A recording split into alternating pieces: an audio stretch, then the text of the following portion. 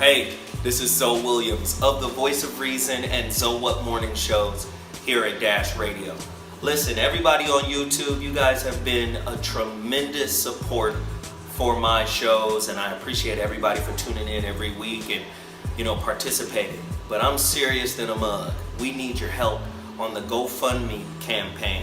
We really want to do the VOR radio network, and I'm asking you personally, each and every one of you, we're over nearly 24,000 strong here on the channel. We need you to support by donating. Just click that little button down there and it'll take you directly to the GoFundMe campaign. It's gofundme.com/Zoe Williams. Anything you can do is greatly appreciated. It continues our movement. It continues our forward progress. And I appreciate you all who have already donated. If you can do it again, I thank you so much. Thanks again. So what? I'm out. I'm Zoe Williams, the voice of reason. If your relationship is in trouble, I'm the dude to call. Has your soulmate become your cellmate? Does black love still exist? What are your bedroom turnoffs? Fantasies and fetishes. Financial infidelity. I'm dating a fat person. Are they worth the wait? Trust me, this gonna be crazy. How about the heavy stuff? The child wasn't his, and he still had to pay child support. It's a very heated topic. How was that right? Mama's baby, daddy's maybe. I just have so many questions I want to ask you. I just like to kiss a woman's ass. Is there something wrong with that? Damn. He told me he had a vasectomy. I'm pregnant. Betrayal has been committed. Hit you with the bad pipes routine. How does he maintain his humposity? He likes it when it pinches my neck. Why can't you open up, brother? I'm a karate man. Karate man rules on the inside. They don't show their weaknesses. Yeah. How do you write women so well? Zoe Williams, Reason and accountability. the voice of reason. Yikes. I feel embarrassed today to even hold that moniker. The voice of unreasonable, of unreasoned. Jeez Louise. But I must push forward. I am a human being, flawed and all. Never. Yikes. We got to keep it pushing. You know how I do. I have an incredible topic today for the Voice of Reason, and I want to welcome everybody for tuning in. The Voice of Reason is a relationship roundtable for women. I try to create a safe space for women to express themselves without a lot of judgment. I mean, I still judge a little, right? I still come at them like, what? What did you say? Deeper. Yeah. You know what I mean? So today's topic, I don't want to get into it right this second. You already know that I've got things to promote. I got a homeboy in the building real quick. And you remember I told y'all about this soulofthedesert.us. Yeesh. Soul of the Desert. I think Veronica Conway will be there. I'll be there. Professor Griff will be there. So many people are coming. I have the organizer of said event. Brother, introduce yourself and tell them why it's important they can't miss this. Well, thank you, first of all, again, for having me, brother. And peace to all of the family out there watching and listening. This is Eric Quander, but everybody calls me Q, the letter Q. And why you need to be there. This is a unique event. We're offering a weekend of camping, hiking, yoga, meditation, and workshops. I need it. And we want to address, it's all about empowering our people in our community. And we want to pull people out of the cities, get out, like that movie says, get out. So get out of the city and come on down to Joshua Tree, California, about 90 minutes to 2 hours outside of Los Angeles, 45 minutes outside of Palm Springs, inside of one of the nation's most beautiful national parks, Joshua Tree National Park. And we're going to have a lot of different activities out there for everyone, friends and family, singles of all walks of life. And we're looking forward to entertaining and playing host, my wife and I, and my son, Turtle. And what is the website? How do people get there? How do people participate? Okay. Buying tickets, is there a ticket master? Absolutely. What's the deal? So as you mentioned, we have a lot of different featured speakers, we're calling them, yourself among them. Professor Griff, Professor James Smalls, we're very happy to have him aboard, as well as some different workshops and all, such as Keith Mitchell's a masculine workshop, Dr. Giovanni Washington and her women's workshop. But for a full list of all the lectures and workshops and events that we're going to have available, you can visit, as you mentioned, www.soulofthedesert.us. I like to say .us. That's what things need to be more about. But it's www.soulofthedesert.us. And how can you get involved? Well, we have shuttles leaving out of Los Angeles, Oakland, as well as San Diego. And I've set a personal goal of wanting to see each one of those shuttles filled with our people coming out to experience what we have to offer. I forgot almost to mention, we are very happy to have Sri Master Gano Grills coming all the way out from New York to participate in this event and lead a workshop on exploring the multidimensional self, something that all people can benefit from and all people are welcome. I want you to know that this is a celebration of the Black family, but all folks are welcome to join in that celebration if you come with the right energy and a seeking spirit. Right. So now one way that you can get involved, and we're very happy about this, my wife, Lady A, and I have this promotion that we're doing, a GoFundMe campaign. One of our goals is to feed all the people throughout the course of the weekend, to provide as much free food, healthy, organic food. You sound like you like that, huh? Oh, yeah. I love organic food. And it's being prepared. Now, we're not just going to mess this up. We're going to have some good people preparing some healthy food all weekend long. And one of our goals is to provide as much of that food for free to the community as possible. Also, water and living out in the desert, proper shading is very important because we know a lot of city folk going to come out and might not be acclimated to the temperatures out there. And we want to make sure that you're really comfortable. Right. So one of the ways that you can get involved, no matter where you are, is we have a GoFundMe campaign called Soul of the Desert's 1,000 Seeds. 1,000 Seeds is where we want 1,000 of our people, of our community, of our family, to donate $25 and contribute that to our efforts to feed and make our community comfortable. Now, in exchange for that, you're going to get a homemade, natural bar soap made with all natural ingredients, part of what we do there. And inside of each one, what I feel makes it unique is that each one, and we have a limited supply of these, but each one has a silver unk charm on the inside of the soap, so that when you finish using it, you got a little something, a keepsake to what you did. So we can do little things like that. We're trying to do out a there little creative. Something. Yeah, we're trying to do a little something, you know. And so that's one way that you can do, and you can find that at GoFundMe. That's www.gofundme.com/Soul of the Desert 1,000, the number 1,000 seeds. And we are looking for our people.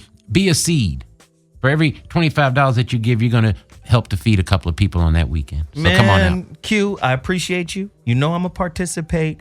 You know I'm going to be there. You might want to stay for a little while and chime in before we get to break. You might want to just chime in a little bit on today's topic. I appreciate that, officer, and I shall do so. It's kind of crazy. The phone lines are already lit. Listen, you already know this is a caller-driven show. I want to welcome everybody to the Voice of Reason.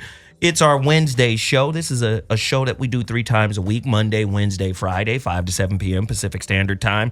Relationship topics du jour. I got my homegirl, Tiffany, here. Tiffany, tell them a little bit about yourself. What is your degree in? Oh, right. I heard you slip up earlier today. Right. No, I have a master's degree in clinical social work. One of them? Yes. So people ask often, what does that really mean? I have a background in psychology, so clinical psychology. But the difference is social work takes in the person, the place, and the environment. So not just your brain, but everything else going on with you. Wow. You're a contextual living space. Yes. It's about to go down in the town. Today's topic, one that is seldom discussed. Let me just say this. If we just took the stereotype of how they frame ego what gender would it be? Just a stereotype of how ego is framed. What gender would it be? I've been thinking about this. It's not rhetorical. For a while, and it would be female. It would be. Go lay down. No, because I was like, the default was that we would say a man. Like the society has made us want to think it's a man, but it really is a woman. Yeah, it is a woman. There we go. Yeah. So the woman is the hidden hand. Yes. The hidden egoic hand, but like you didn't answer the question correctly, as women do. Okay. You asked me what image would it be. Well, okay, fine. It would be a man because that's what we've been. I laid down the framework and you went around it. Oh, God. You always be digging deeper. I'm like, I'm going to go for the answer I know you know I'm going to say. Jesus Christ. Women, I think, are more competitive than men. Oh, absolutely. 100%. I think women are more egoic than men. Possibly my ass. How y'all gonna be more complex yet not as egoic? Touche. I mean, that's a good point. Come on, use the master's degree right now. I mean, that is the point. Like, we're complex beings. I'm just saying. Today's topic, she-go. A deeper look at how the untamed female ego can lead some women to singlehood. The number to dial, 323-230-4610. That's 323-230-4610. I've got questions, then I'm going to the callers. Caller, get to the line. I'm going to answer all of your questions, and so will my august panel. Does the untamed female ego intimidate men in general? She's smart. She knows she's smart. She's picky. She might even be condescending. This nigga is beneath me. Question: is the female ego designed to test men so that they can find their place in the relationship? Wow. Hey, I ask tough questions. I don't know what you're doing. We're trying to have a real conversation here. I don't want no punks calling in. Don't be scared. You want to have a conversation? Let's have a real one today. Women are famously known for tiptoeing around a man's ego. But in what way do men tiptoe around theirs? Ooh, yes. Yee. I need ladies to call in. Don't punk out. We got one more question to ask. What are some of the ways the female ego is perfectly positioned to hurt, to nullify, or to counter the male ego? Fuck. That's what I do. Good thing we have 2 hours. Are you guys ready? Dive in. All right. I want to get your opinions real quick, and then I'm going to the phone lines. Pick a question. Oh, the question. I do believe that the female ego is made to test the man as a counterpart, but the ego has layers. Like it's a reflection of your self-esteem and self-worth. So if you have low, healthy, or high ego, today we're really talking about a woman with too high or too low an ego. So yeah, I do feel like it is meant to test you, but the context of the texting and how it works out for you is really the core essence of what we're getting at. Oh God. Are you a lawyer? You answered. I'm just saying it is. It's made to test you, but it's how we choose to test you is the key. I want you to get butt naked real. You know some negative ways that women try to test men. Absolutely. Okay, what are we doing? I ask you questions, and then I answer. So yeah, the negative way so especially high ego, that's really what we're talking about today. If you have a high ego, you have the inability to take constructive criticism, to have healthy self-reflection, or to take feedback. And so if you're too high in ego or self-esteem, then you're consistently challenging or assuming someone else is less than you. So as a woman with too high of an ego or too high of self-esteem, you're not going to be able to take feedback from your partner. This is in relationships and even in work. You're not going to be able to take feedback constructively from your partner. They're going to consistently seem beneath you or less than you. So you're going to keep challenging them to prove themselves. Wow. And men do this too, Absolutely. Wow. Brother, Q? My thought is that, though, person exhibiting a very high ego, in my opinion, it seems to be a mask for really deep-seated insecurity. And so, and especially in dealing with a heterosexual relationship between a man and a woman, I do agree that a man is truly tested when they are yoked with a mate. Wow. Say more about maybe yoked. It could be a bit cumbersome. I don't want it to appear that way, but it certainly is. As I tell my wife, I say I must express gratitude for the opportunity that you present me to demonstrate patience, wisdom, and discernment to try to move about this world, in a loving way. And I think it's a wonderful opportunity and challenge. And this is my third marriage, and you learn a lot by the time you get to number 3. I bet. That's why I always say, man, don't discount Steve Harvey. Right. 3 marriages. Learn some things. Oh, I don't know about all that. You better listen now. He done picked up something. Right. You failed a 3rd grade 3 times. See how smart you are at coloring and geography. The cursive is gonna be bomb. The cursive is gonna be ridiculous. Caller, you're on the line. This is the voice of reason. What's your name and where you're calling from? Speak on it. Caller. Okay, caller, you're on the line. What's your name and where you're calling from? The phone lines is wacky right now. Caller, you're on the line. Where are you calling from? What's your name? Let's go. We'll try it again. Caller, you're on the voice of reason. What's your name and where are you calling from? This is Salami Xavier from North Carolina. Hey, Zoe. Hey, North Carolina, with that velvet throat. Speak some more then. Go ahead, honey. Let's go. All right. So, tell me about your ego. Too much ego. Well, we all have ego, I think. Let's not. I don't want you to bring I don't want you to bring the people in. I want to talk about your ego. Well, I do a lot of self-reflection, so I think my ego is usually checked pretty well. And what are your methods of checking yourself? I kind of go over things in my head. I question my motives, how I feel about something. I seek wise counsel. I like that. I like that. That is key. And do you have a mate? I have real friends who will check me. I do have a mate, and we sharpen each other. Okay. Oh, excellent. So give me a couple of examples of how your ego, probably not now, but in the past, right? Women, I don't do that no more. But okay, cool. How has your ego damaged some of your relationships up to this point? Damn, she'll tell you how mine is. Probably just not being flexible in relationships. Thinking that my way, and I'm a Virgo, so I do. And you know me, Zoe. Zoe, you know me. We grew up together, so we grew up together?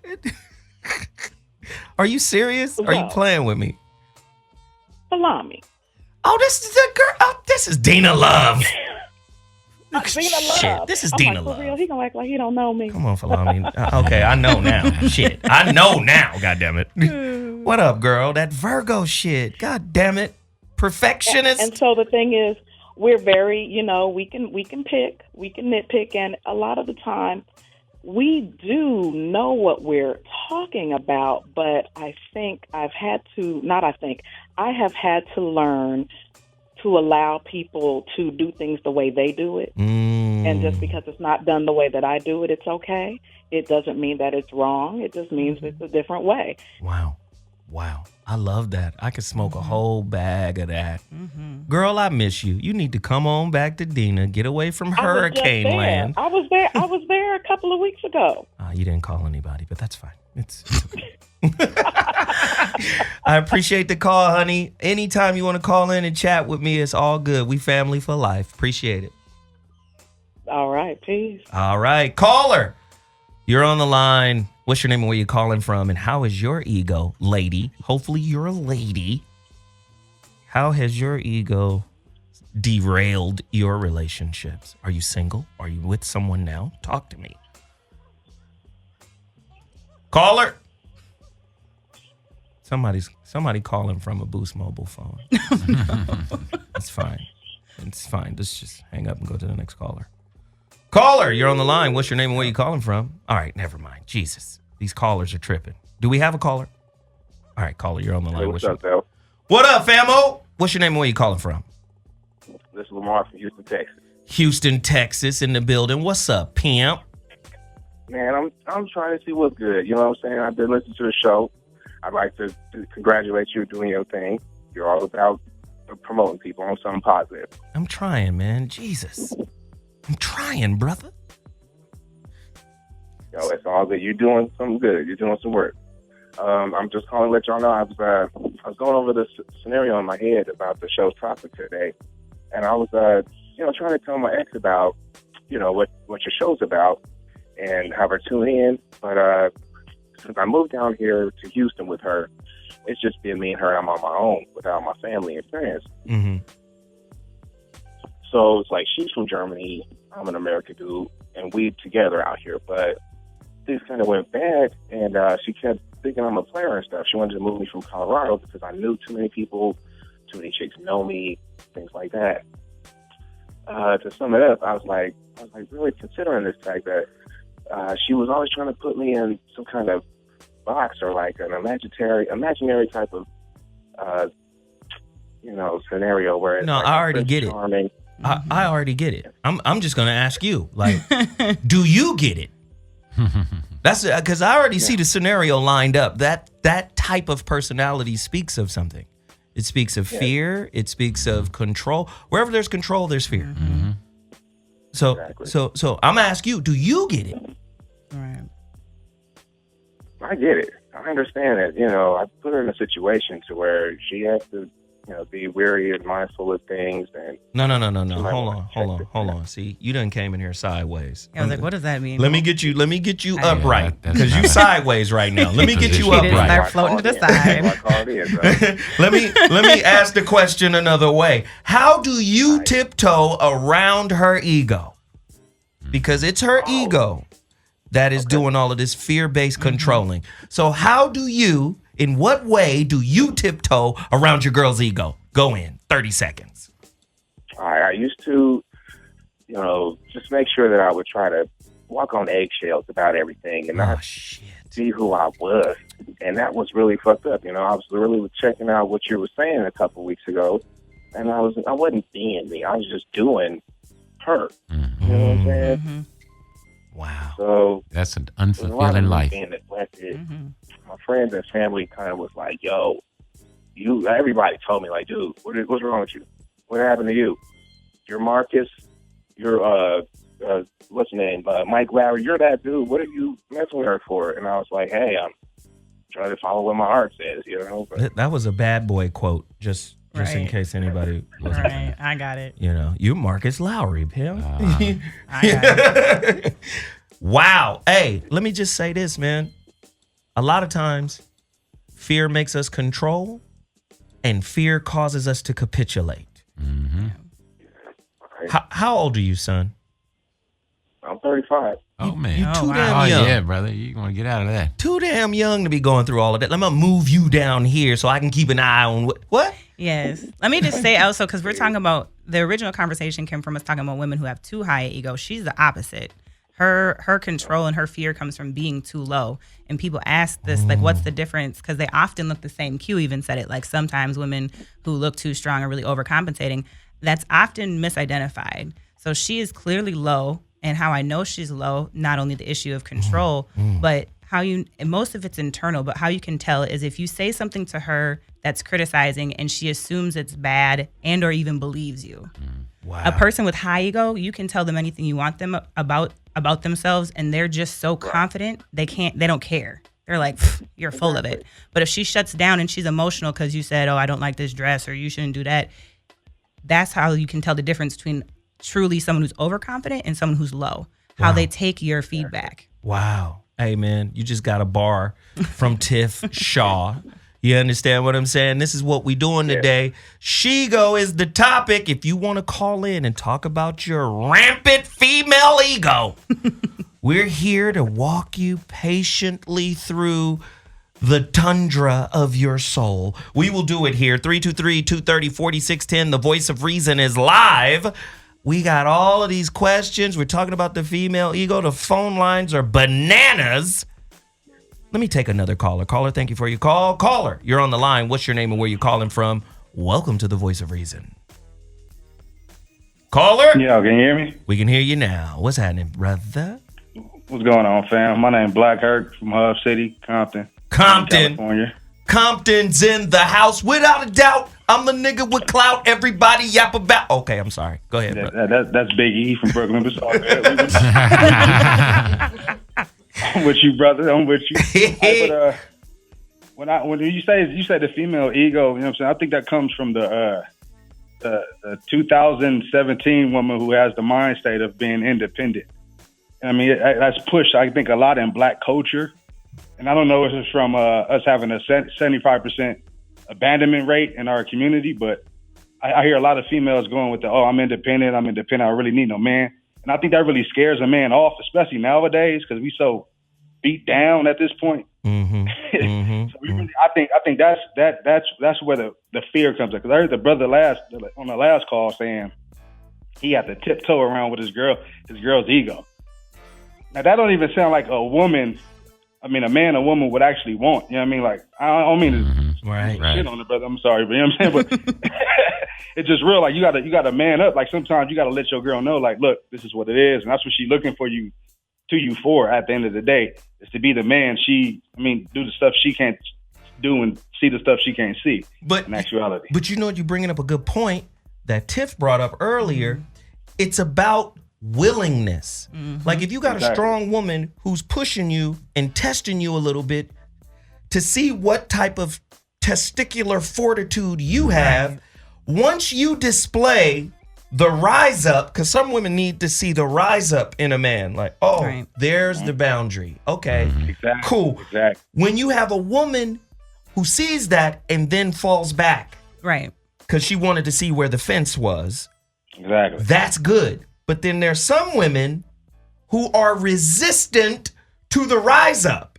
Right. How you deal with them? Oh, sure. You're talking about the habitual line stepper. The habitual line stepper. Some women are just looking for the light switch to see where you come on. Other women are trying to bust the light bulb. Right. Exactly. They're all those are women. They're all different levels of I sickness. stand away from. Yeah. Wait, say again, caller? No, go ahead, caller, and then I'm gonna go to Q real quick. Those are the women I tend to stay away from. The ones that are habitual line steppers, as I say. Like, you can't. There's a certain point as a man where you got to just like stand your ground. At some point, shit, you got to stand. There's a stand your ground law in relationship. It has to be. It should be. And black relationships, there should be, because black women it's like in today's society, they're given so much power and so much say so in how a relationship would go and not go. Like me, I'm a big believer in polygamy. I don't think the black man should be with one woman. I feel like it's in our nature, innate, through DNA, throughout thousands of years of this, to have more than one wife. And I don't know, and that comes from a lot of women have a pimp and hoe mentality, like, oh, well, you mean I'm finna be your bottom? Nah, it's not nothing like that. Stop watching movies, get Love and Hip Hop out your mind. I'm talking about going how our ancestors live and how we took over and was reigning. Hold on, nigga. We ain't African. What sorry. You doing? I'm sorry. We not African. You know, that's the response. Nigga, what kind of African shit is this? Nigga, we live in America. I'm a polygamist as well. It's like I went to Beverly Hills High School. I know a lot of polygamous relationships that work in America. Like, I know a lot of polygamous, my boys they got a lot of, I know people that are in those relationships, and it works. Wow. It works. Wow. It's family enterprise. It's called family enterprise. There you go. Wow. And then when you got an independent woman, it's hard. It's never gonna be polygamy anything. Wow. It's her. It's not about her. That's it. Wow. Hey, brother, I appreciate the call. Thank you so much for chiming in. You brought Compton in the building. If you want to bring your city into the building, call us 323-230-4610. Q. Yeah. Do you think this Renaissance woman, because that's what she is. Well, she's a new kind of woman. She's more educated. She's got money. She's got feminist conceptual views. Do you think that egoic positionality makes women a little bit harder to deal with and probably resistant to the polygamous lifestyle? Absolutely. However, like I was mentioning a bit earlier, to me, it is they are symptoms of sickness. You know, our people are sick in this land. And the roles of men and women in our society have become so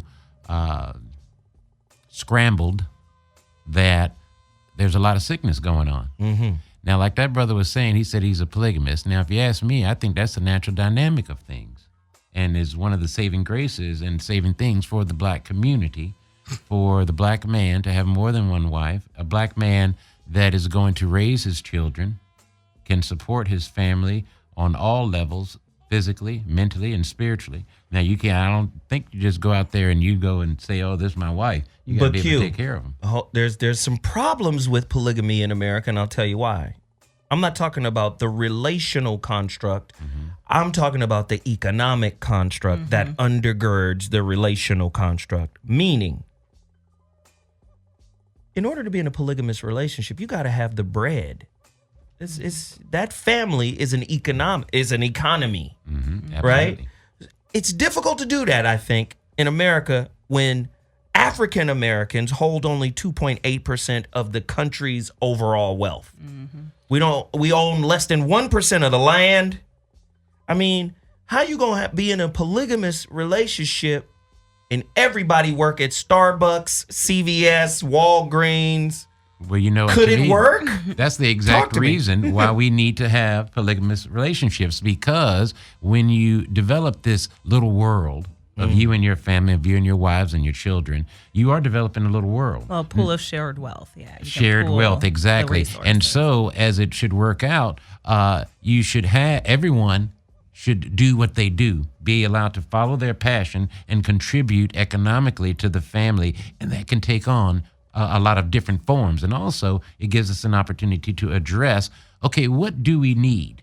And who are we in competition with in order to say we have a good life? And what does that mean for us? So it gives us an opportunity to redefine what's in our life. And I was going to say to that caller earlier, brother, you know, when you're with a woman like that you were saying is a controlling and all, you must understand that you can't allow that sickness to affect your momentum and what is your path and your destiny. And that is oftentimes it's happened, and I know it because I've lived it. So I can understand that can happen, especially when you're a younger man. And so I'm going to encourage you very quickly to get out.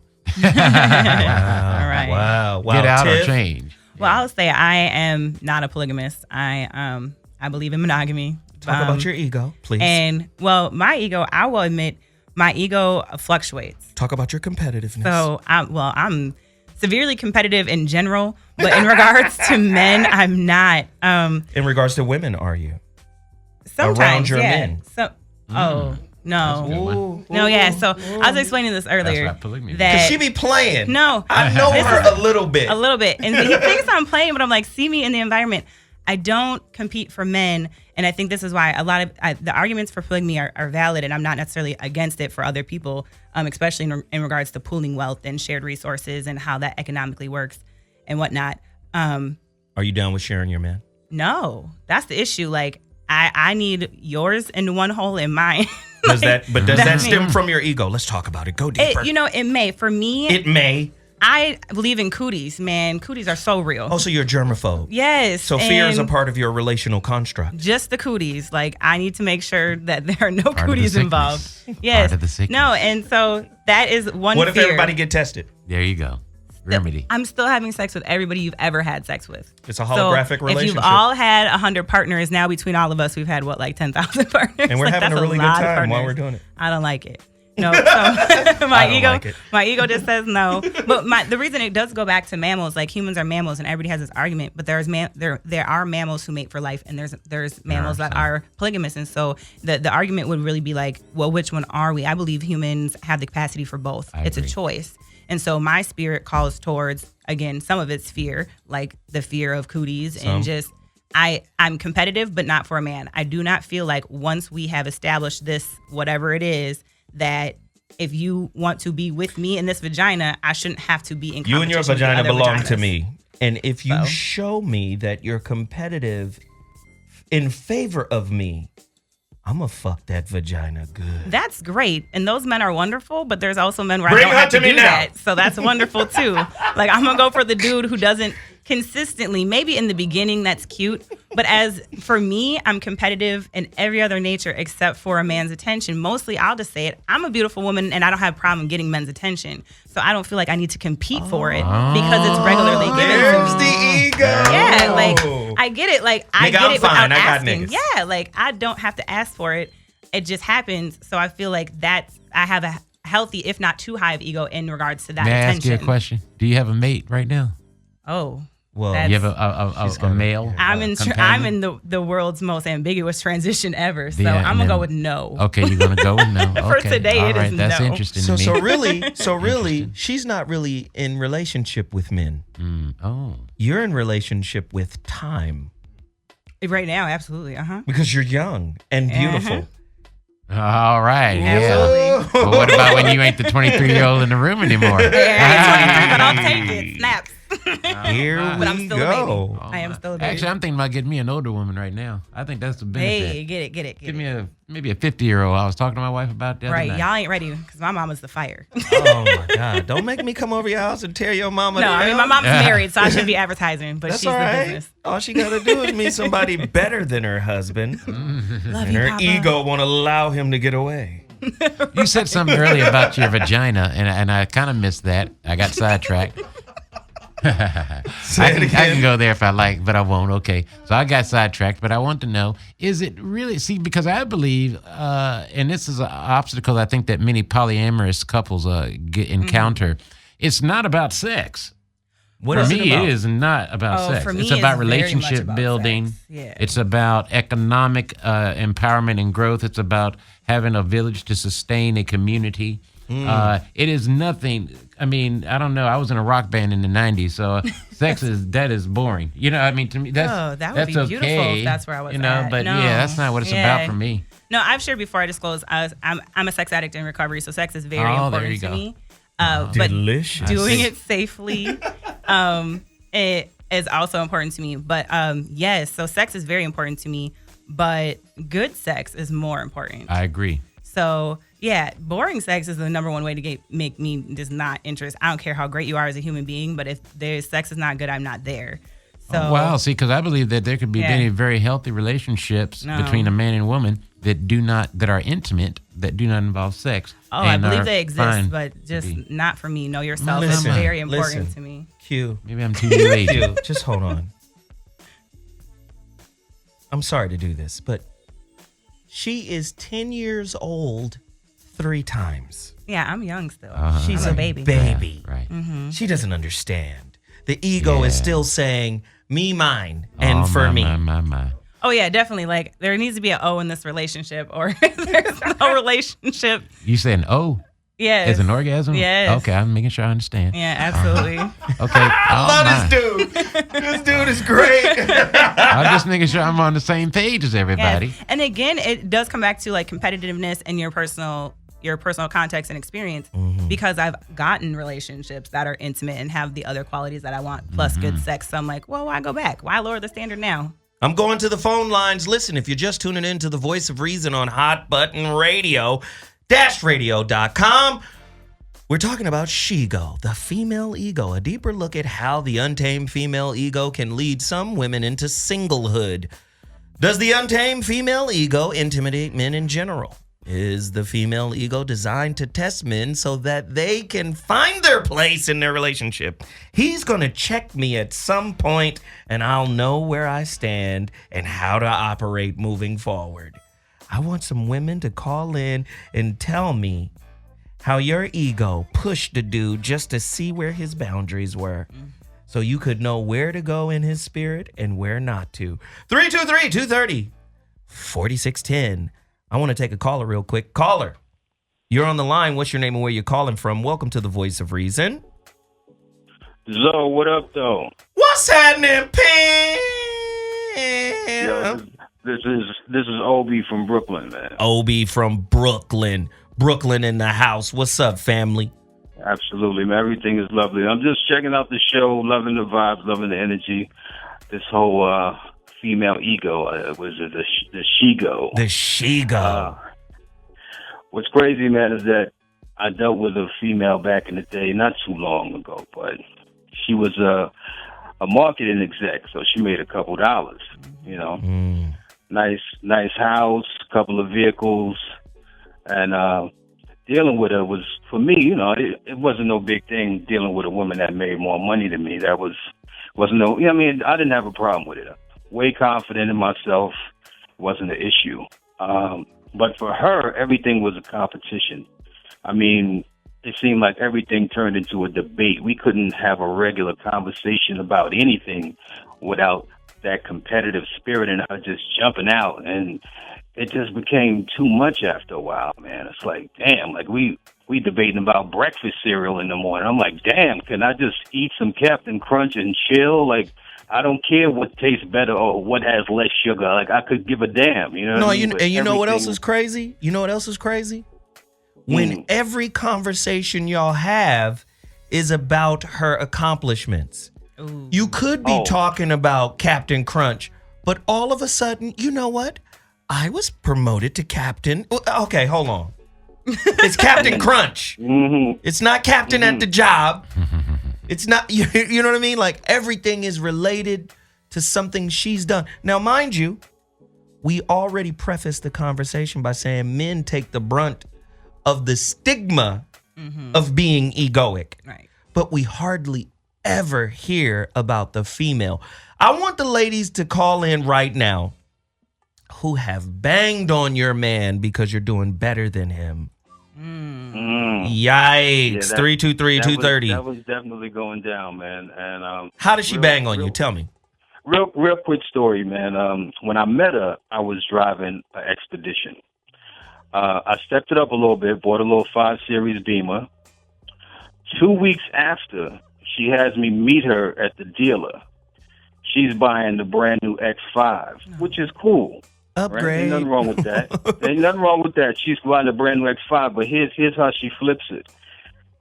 I'm chilling, waiting for her to come back from a test drive, and the guy comes out and says, "Are you ready?" And I'm like, "Ready for what?" He was like, "Your car is ready."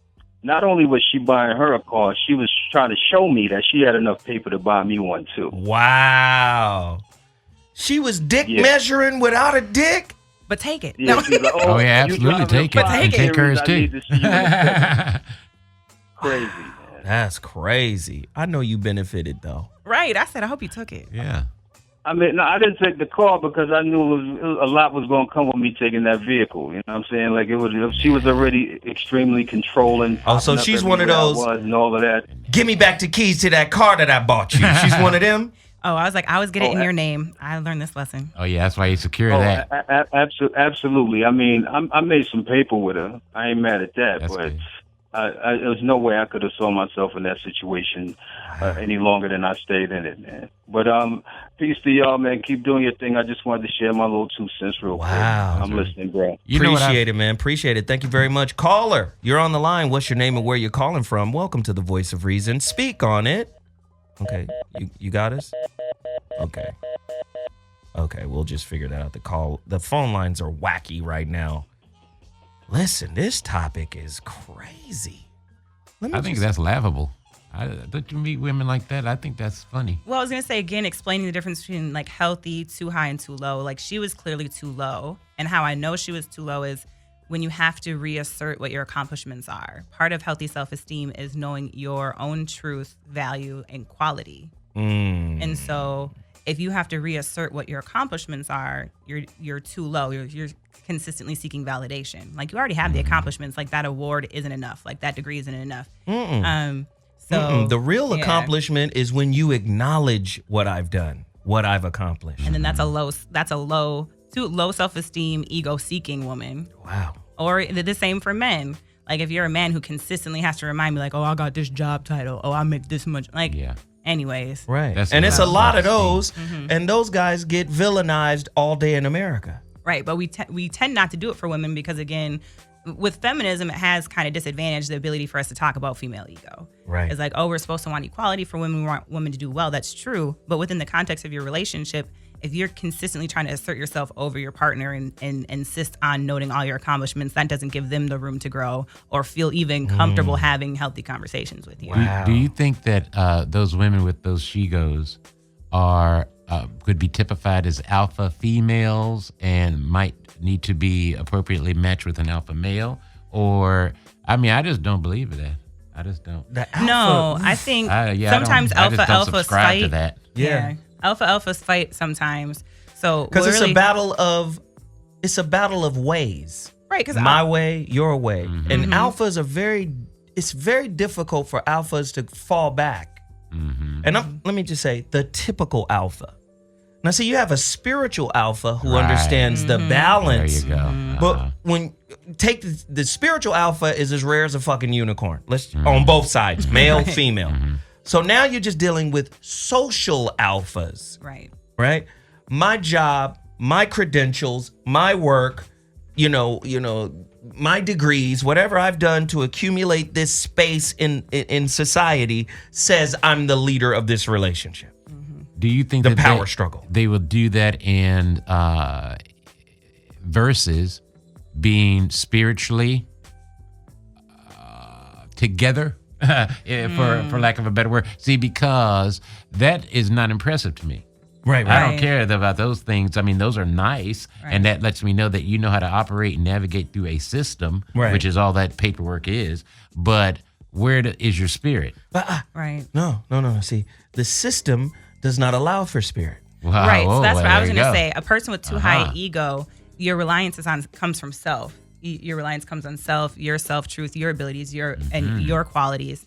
And so you become your own truth. So that's what I was going to say. Often, if your self-esteem is too high or your ego's too high, usually you lose your ability to be truly spiritual because you're only depending on self. So that is the truth. Let's bring it home even farther. When you say self, what you're really saying is ego identity. Exactly. I identify with my accomplishments, which affords me authority over you if your accomplishments don't match mine. Right. Yeah, but I would be quick to point out your accomplishments will fade with time. Well, yes. Absolutely. Time, and that's why I said a lot of those people tend to peak. A lot of those people tend to peak when you don't have healthy self-esteem or ego, when it's too high, because again, they stop being able to take feedback or constructive criticism. I like to use Mariah Carey as an example. Some people are like, oh, she has too low or too high self-esteem. Well, what happens is you kind of ebb and flow because they have a lot of similar qualities. So I truly believe her ego is entirely way too high. And so she surrounds herself with yes men. And so she's unable to create new things, to take constructive criticism, to really reinvent herself in a creative way that is, timeless. And so she's found herself really just being the same her this whole time. And that's a lot of feedback. I've worked with her and I've seen some things. I know she's great, but that's the feedback is if your ego's too high, you tend to just recreate the same things you've already done, the same things you've already accomplished. Woman, you can't do that no more. Yeah, you have to do something new. You have to keep people around you that, like the one woman said, she has a healthy support system. How do you check your ego? You have to surround yourself with people you trust to give you feedback that isn't necessarily pleasant to you. So I have a core group of people where I'm like, anybody else could say that same thing and I'm gonna be like, F you. But my core people, I'm like, okay, you said it, I trust you. That I hear That's the way to do it. And I agree with you.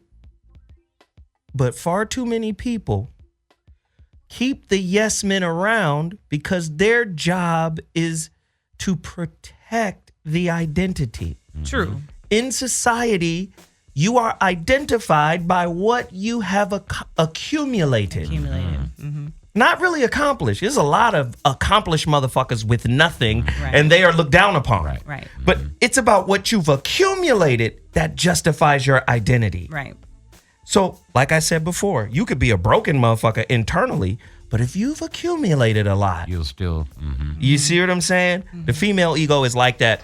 Listen, let me just do this one thing. These phone lines, I got to get to them. Caller. You're on the line. What's your name and where you're calling from? Welcome to the Voice of Reason. It's going down in the town. What do you want to talk about? Hello? Yeah, you're on the line, bro. Speak on it. What up, Iron Shark fans? What's going on with you? 5150 in the house. How you been? Hysterical. But I'm trying to call from San Bernardino. How's everybody? All right. We're well. All right. Hello? Yeah, we listening to you, brother. Speak on it. Right, Speak cool. your word. All right. So I just came out of a relationship about 3 years ago. I was in a 3-year relationship with a low self-esteem, all of the above, everything y'all talking about. And the one thing that I recognized was that a business-minded woman, an independent business-minded woman, is usually, like, when they try to revert back to the soft, feminine housewife archetype, it's usually a hobby for them, like a part of their resume. I mean, I can see that. Yeah, Say it's just more. another thing they say they can. Say do. more. Go deeper, brother. And this is for the. I think your name is Tiff. Is your name Tiffany? Yep. What I want to ask you is, why is it difficult for the high or low ego woman to revert back to that soft feminine? Because coming out of that relationship, for me, I recognize that I can never deal with a woman that is hard and try to deal with me with the same oomph or same intensity. It's very offsetting. Right. Well, I think the key is because we're unable to have a lot of this conversation. Again, feminism has definitely disadvantaged that, and just because so many Black families are, separated and have been disenfranchised, essentially, it's created just dysfunction within our community. But we haven't had the conversations to really give women the tools to manage healthy ego, to really say, how do you assess when it's low? How do you assess when it's high? How do I get it back to healthy? And so even more so because we don't have the tools to do it ourselves and manage it, by no means are we going to let some man tell us how to do it. So But anytime why? Why not?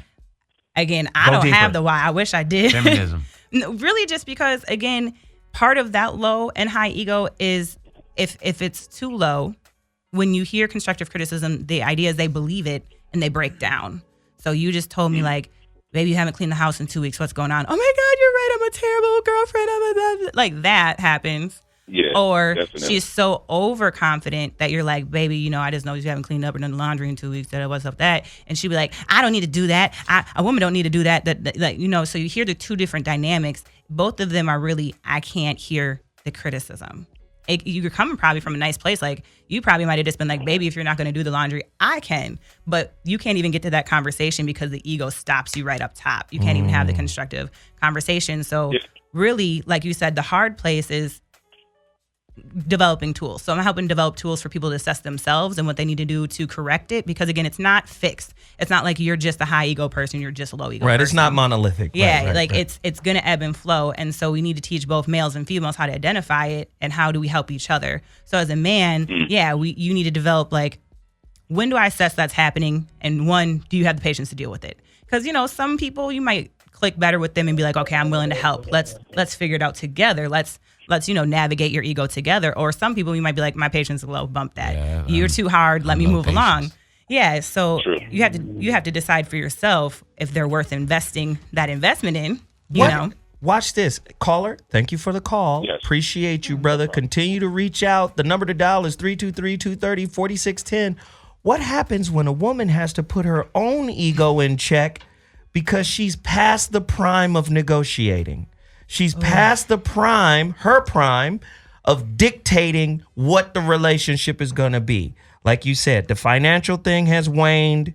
She's not in the position she was in her early 30s. And now she's looking for the best deal she can get. So she has to have a come to Jesus moment with her ego. Yikes. Well, being I'm not there, I feel like I really genuinely don't feel like I'm there.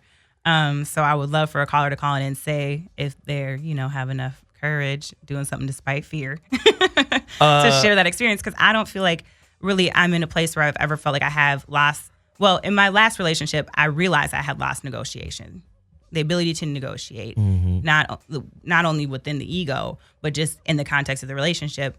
And then just like this gentleman, you have to realize, do I have the patience to continue despite the inability to negotiate, or do I check out? And everybody has a breaking point. The idea of unconditional love in the human context is really impossible. It's a spiritual concept that it's not impossible. Not impossible, highly improbable. Everybody has a point at which can be broken. And so for me, I was like, oh, that's why you spank them. I was like, man, I'm at the point where negotiation, even at my ego, even whether, and mind you, my ego had been low to where, like you said something, I was just hurt, or where I was like overly confident in certain situations, like, you can't tell me nothing in that area. And realizing when you've gone through both, you self-reflected, you get back healthy, and you're like, still can't negotiate, not make any progress here. I left. Everybody has a breaking point. You get to make that choice for yourself, what it is. But I always recommend in these scenarios to make sure you're at healthy when you do it.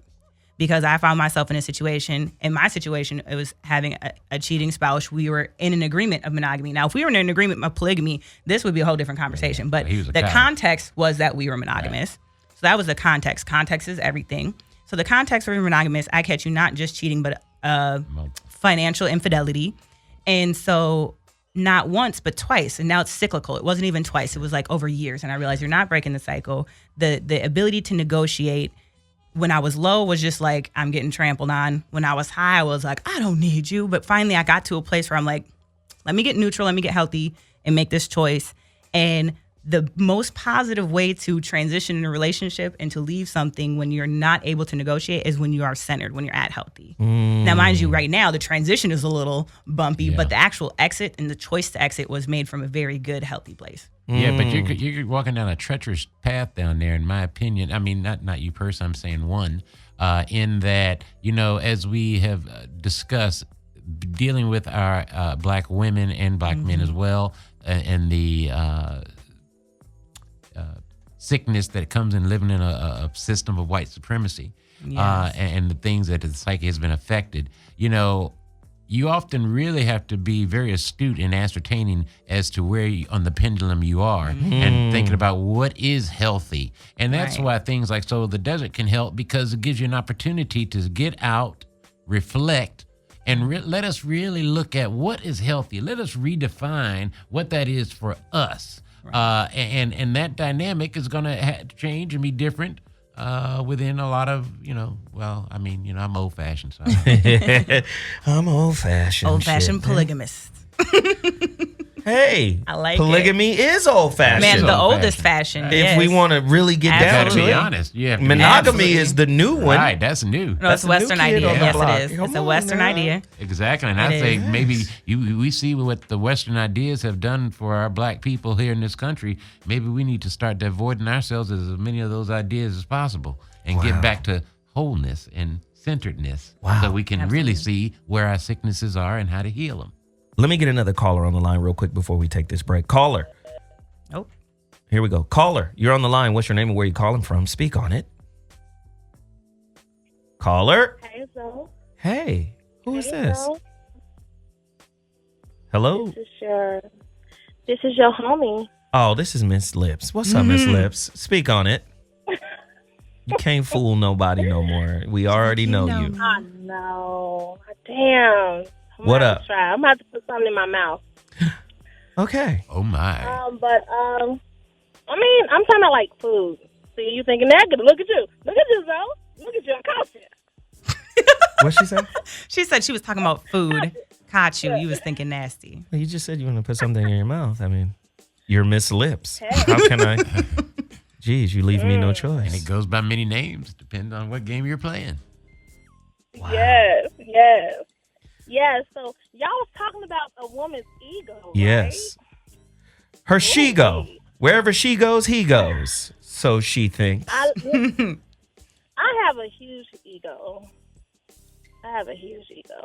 Yeah, I heard Beyonce's song too. Yeah, I mean, hey. But it's to the point where it can be very aggressive. And some men, it turns some alpha men's off, Yeah. So when a woman knows what she wants and she see it before she wants it, or it just come like deja vu, like we said in New Orleans, it appears to me as a funny thing. It don't spook me no more. You understand, Zoe? Yes, I understand. So when you see things coming, you just laugh at it. You just nod and be like, okay, this is how that is. This is how I transform into this person. I was just an old butterfly, Oh, yeah. Or I was a new butterfly, because ain't that a caterpillar, Yeah. I love you, Miss Lips. But listen, baby boo, we got to roll. I appreciate you so much. Thank you for calling in. Yes. We got to take off right now because we need a break. But when we come back, phone lines. I want to talk to people who are really serious about having a real conversation about the she-go.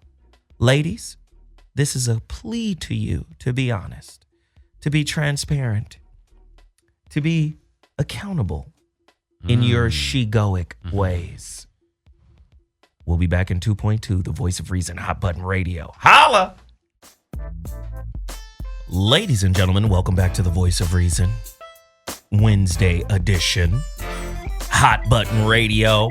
Listen, I forgot to promote my GoFundMe page. Frank, pull up the GoFundMe page, man. We need those donations like a mug. We're in trouble. We're in need. All right? We really need a strong show of support for the VOR radio network. We're really trying to manifest that, you know, and we're making some headway. But also, Frank, pull up the new cover of The Holographic Relationship, a deeper look at the connection, the union between consciousness, intimacy, and God. Very powerful book that I'm writing. Should be out September, if not September, November. You can pre-order right now on my website. Frank, show them how to do it. Right? IamZoeWilliams.com. Click, jump in, tell me about it. Pre-order it right now. Today's topic: can the untamed female ego lead women to singlehood? I'm interested. Do women make excuses for being single? I'm strong. I need to be by. I like my space anyway. Be lonely than a motherfucker. You and Netflix looking at each other. Yes. I'm just saying, women create justifications for their failures. Absolutely. As opposed to being accountable for them. Right. That's a generality. That's not all women. There are some really accountable women out there who go, I'm here because of me. Right. And the cause of me is not superficial.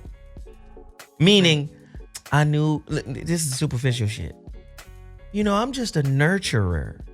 So, you know, and people take my kindness for weakness.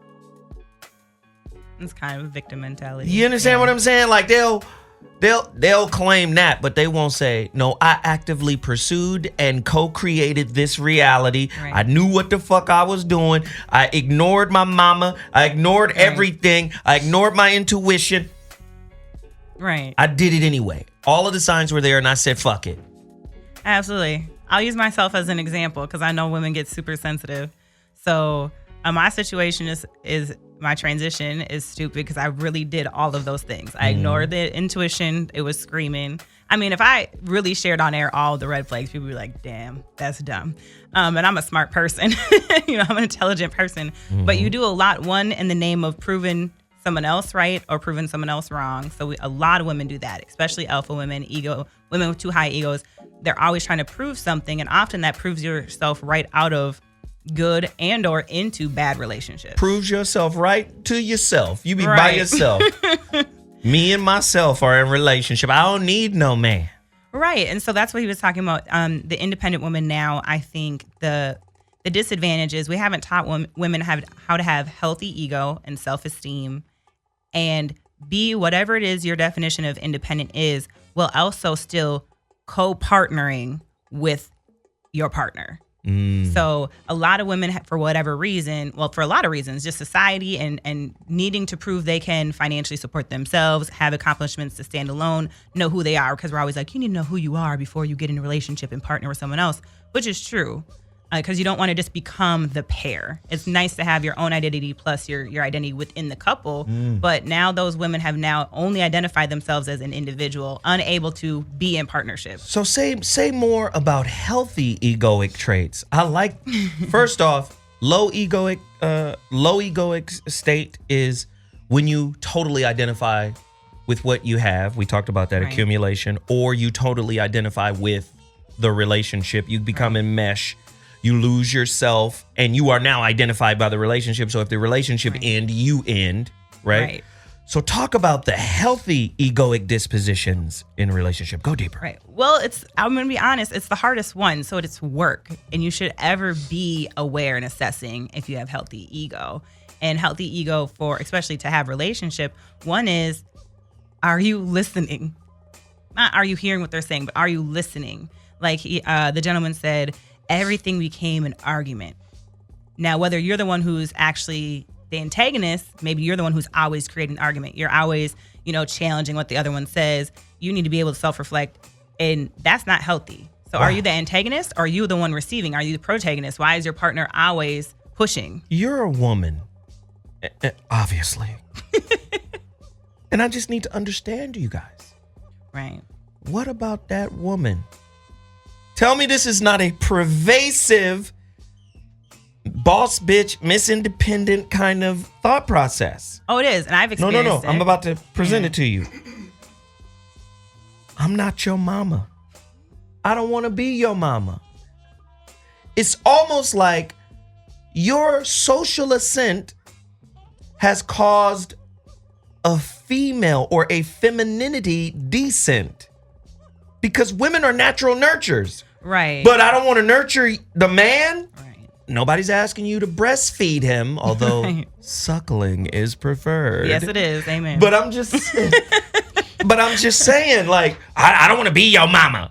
Well, so those women are either too high or too low ego. There's no woman out there that can say, I don't want to be your mama, and you have healthy ego.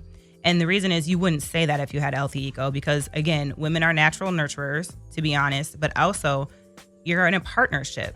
So I don't know who your mama is and what your expectation of mama is, but my mom was always, like, to this day, my mom is the definition of a day one. My mom is a ride or die. Like, before anybody, my mama got me. If something happened, she gonna fly out from Minnesota and be like, what's happening? Like, Minnesota? So, yeah, my mama's the business. So why would that be a negative thing? I don't want to be your mama. You don't want to be the driving force that nurtured me through life to this point. Why wouldn't you want to be that? So for those women who say that, now I challenge you to self-reflect because I'm telling you that's number one sign you do not have healthy ego. Because for me, I'm like, I don't want to be your mom but I'm fine with being a reflection of a mothering nurturer type. Wow. Because I am. I'm fine with some of those roles because really I come from a Christian background which says you're supposed to unyoke and cleave to your wife, which means I'm now replacing your mama. That's really the translation. So now I'm your nurturer. I'm your partner in partnership with you to be your nurturer. I'm to be your complement. I am to be what you lack. So why wouldn't I want to be that? If you are a woman fighting that, then you do not have healthy ego. Now, that doesn't translate to stereotypical gender roles by any means. It doesn't mean like, oh, it means I do laundry and I clean the house. Now, that's between you all to negotiate what that looks like. But I support you, period. That's what it should be. Nurturer support. Wow. That's crazy. Can I just say that women are more likely to just be fucking bonkers because of your complexity? True. There's a lot going on in here. It's hard for a linear-minded man, right, straight up and down, just a man, to really understand the subtlety and the nuance of the female ego. Right. Let alone to be able to cater to it. Right. Like, first, can I get the textbook on it? I'm writing one, so I'm happy to do that. And then let me study. Right. And then give me an aptitude test. Wait, first, before I even get the textbook, can you just give me a glossary of terms so I can familiarize myself with the concepts in the book? Right. Shit. And then continuing education, because like I told you, we ebb and flow. So one area we might have high ego and one area we might be low. Say more about that. So go deeper. Especially accomplishments. Depending on the woman, you have to assess what accomplishments is she actually measuring her ego with. For some women, it's education. Some women, it's finances. For some women, it's community status.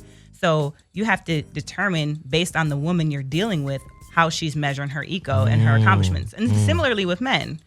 I mean, men are a little more transparent, and societally, culturally, we've made it so. We've made it, money and job status for the most part. But women have a lot more layers. Women, it could be church. It could be community status. So you have to, even within your own family, maybe she doesn't work, but she's the matriarch of the family center. So you have to honor that role, that ego. So there's so many more layers because women tend to have so many hats that we wear in the community. Wow, this is crazy. Caller, are you as confused as I am about the female ego? Speak on it, caller. Turn your life down a little bit. Caller, you're on the Voice of Reason. I can hear everything. What's going on? Hello? Hello? Yes, hello. Can you turn your radio down just a little bit? Oh, yeah, I'm sorry. Okay. Have you been listening to the show? Are you all right? Yeah, I've been listening to the show. Okay, so talk to me. Your thoughts. Hey, Zoe and Cass. First off, I just want to tell you, Zoe, that I've been listening to you. I've found out about you through the Corey Holcomb show, which I listen to it religiously. And listening to you and Corey Holcomb has really made me kind of evaluate on some of the things that I've done in my past and currently, especially dealing with men. And first, I want to thank you for that because it was a hard truth. You know what I'm saying? And I just really appreciate you. I love you on the Corey Holcomb show because you kind of give that balance that the show most definitely needs. Respect. You open up my mind to different people that I researched. You turned me on to Tariq Nasheed. And I appreciate you for that. And I remember one time I was listening to the Corey Holcomb show, and you said something about an etymology book that kind of breaks down the root causes of the word. And I remember I tweeted you, and I was like, hey, I'm on Amazon. I'm trying to figure out what type of book to get. And you hit me right back, and I ended up getting that same book that you said that was the best book to get. So I really want to thank you for being you. Don't ever change. Don't ever stop talking. I'm listening. You put me on game for being a different type of woman. And I appreciate that. I appreciate that so much. And I also want to just touch a little bit on the topic you guys were talking about. I cannot stand to hear a woman say, I'm independent and I need a man. I don't need a man. I don't need a man. And I could do, whatever. It's like, kill yourself. Because first and foremost, I feel like at a certain age, man or woman, you should have certain things that you've accomplished. You should have been on your job for X amount of number of years, or you should own your own job, or your own entrepreneur. You should have a place to stay. You should have a car. At a certain age, you should have acquired all these things. And I'm single. I don't toot this, I'm independent and it's feminist BS because I do need a man. Now, I'm not getting ready to squeeze mine from the barrel. You know what I'm saying? But I don't like doing all this stuff by myself. Wow. You know what I'm saying? And I don't have a problem with saying that. I don't like doing everything by myself. Right. Wow. But, I've been married, I've been divorced, and I've been married twice. I've never had a husband, but I have been married twice. But I'm going to tell y'all this. I can hold myself accountable for some of the mistakes I've made in both of my marriages. First time, I was too young. I didn't know my place as a woman and or a wife. You know what I'm saying? We have a 16-year-old son together. My second marriage, I seen the red flags. But I figured if we had gotten married, things would change. And I'm not above. I would never, ever point the finger at both of these men and say, they wasn't this and they wasn't that. No, the signs was there.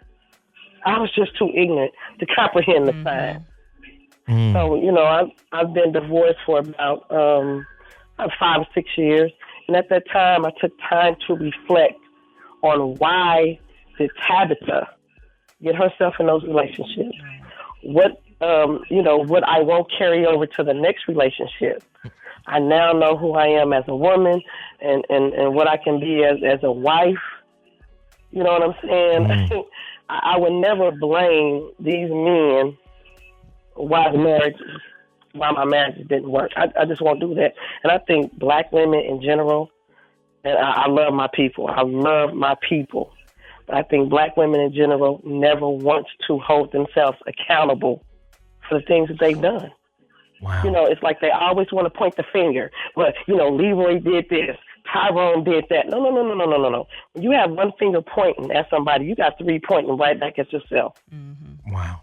Good. And I do not think women, especially black women, we do not hold ourselves accountable. I'm going to say this and then I'm going to go. Because I'm going to get off and I'm going to continue to listen to your show. I love you, Zoe. Keep preaching and teaching because I'm sitting back here, I'm learning and taking notes. But my daughter's father, we wasn't married. I married my son's father. She's 20. And you and Corey Holcomb were saying some stuff about child support. You guys really opened up my eyes about child support. And my daughter's father, he's always paid. Been paying since our daughter was 3 months. He worked construction, so he was shut down in the wintertime. So his child support was steady stacking up. Mm-hmm. Now, our daughter is 20. I told my daughter's father, he's been the best father above and beyond. I told him, I said, you know what? You don't have, they tried to tell me that he owed $10,000 back, child support. He couldn't get a passport, anything. Can't do nothing. Yeah. Right. He's currently married. His wife he's expecting his second child, So I said, you know what? I told him, I said, I'm getting this child support cut off. I'm from Indianapolis, Indiana. That's where I live. When I went downtown to try to get help to cut his child support off, they looked at me like I had two heads. Well, you have to go online and have to download all these papers. You have to do this. You have to do that. I said, how about if I get an attorney? Tried to prevent you from doing it, huh? Yes. Wow. Now, do I need that $10,000?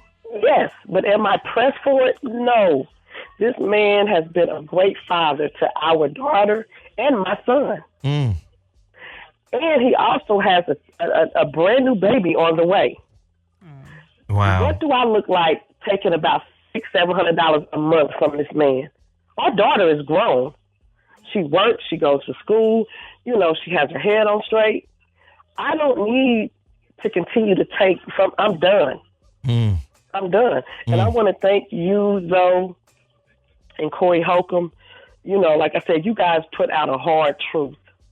Wow. And I mean, I've got more knowledge from y'all than I was when I was going to these bullshit ass churches. Okay, I don't even go to church no more. Wow. But I'm just saying, I just appreciate you and Corey for just putting that knowledge out there, because the women that don't like y'all are the women that y'all talking about. Right. Yep. Wow. Absolutely. She's 100% correct. Because someone who's healthy. Thank you so much for the call. We appreciate that. That was wonderful. So for any brothers out there to say women are not accountable, man, we're getting some examples of it right now. We are getting examples of it right now. That sister right there just slapped us all in the mouth. Nobody expected that. True or false? Humble men and confident women are more successful in intimate relationships. A man just got to be on some humble with a strong, bossy, aggressive woman. The woman can't be a strong, aggressive, and bossy, and the man be that way too. Right. Because that's gonna be horns. Everybody gonna get the horns. That woman needs somebody to be like, all right, cool. Just okay, cool. All right, shit. All right. That dude. Oh, okay, shit. Okay, baby, I'll go do this shit. All right. Well, I don't believe humble means submissive. I think humble's highly misunderstood, like meekness. Like humble, you're still confident. You're just not proud and arrogant. So I think a humble man with a confident woman is definitely probably the best combination. Absolutely. Wow. And vice versa. Right. I think you got, Big Willie out there doing his thing. It's good to have a woman that's, okay, I'll play the background. It's not about me, sharing your spotlight, or it's not about me trying to, right. compete with you in that which you do. Right. Oh, God. I've had psychics and seers and readers tell me 90% of the women I've ever dated have secretly envied me Why would it even be secret? Be like, dang, Zoe, you're the business. No, but like, I'm saying, just be open about that envy. But What's on the it, point? though, like really trying to undermine me while trying to be me. Undermine you while trying to be you. That's some bullshit. Yeah, I'm glad you may hopefully only mess with the 10% now. Fuck. I'll be like, where are the 10%ers? Anyway, caller, you're on the line. What's your name and where you're calling from? Welcome to the Voice of Reason. Speak on it.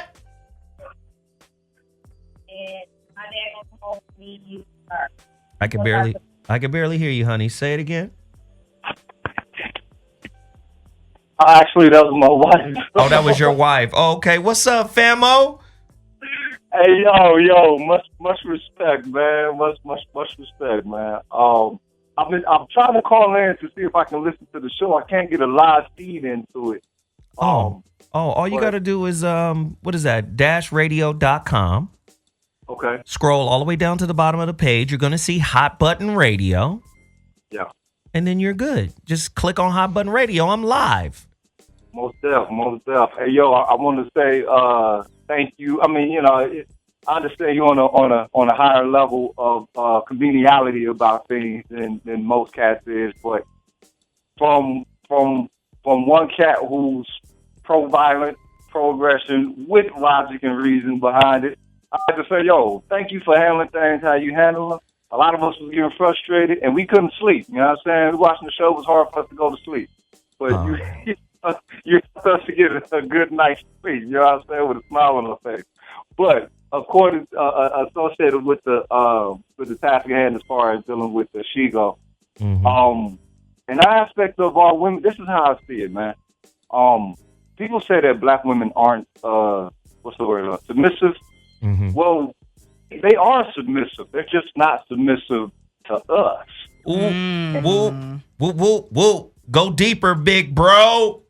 Holla at him.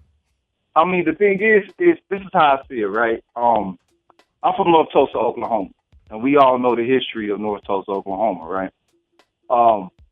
I noticed that I look at it like this, how non-black and non-white people interact with us when they have some problems, when they have some beef with them. Mm-hmm. They tend to take on some patternized, racist white perspective towards viewing us. Mm-hmm. Now, they have white people in their ear telling them that niggas ain't shit, nothing like that, right? It's rooted within the environment itself. Mm-hmm. And if the environment has that type of influence on those people, just imagine the type of influence that it could have on our women. Mm. You know, in the aspect of them accepting the rigidity from the system that they won't accept from us. I mean, they will accept rigidness. They'll accept all of that. Mm-hmm. But they're programmed, and it's subconsciously to not have it, to not be able to accept it from us because we aren't viewed as a face of authority. And I know a lot of women hate hearing that, but that's nature. That's what it is. Well, let me ask you this, because you brought up a great point. Let me ask you this. Could the female ego be in part due to, and I'm just speaking about African Americans. Right.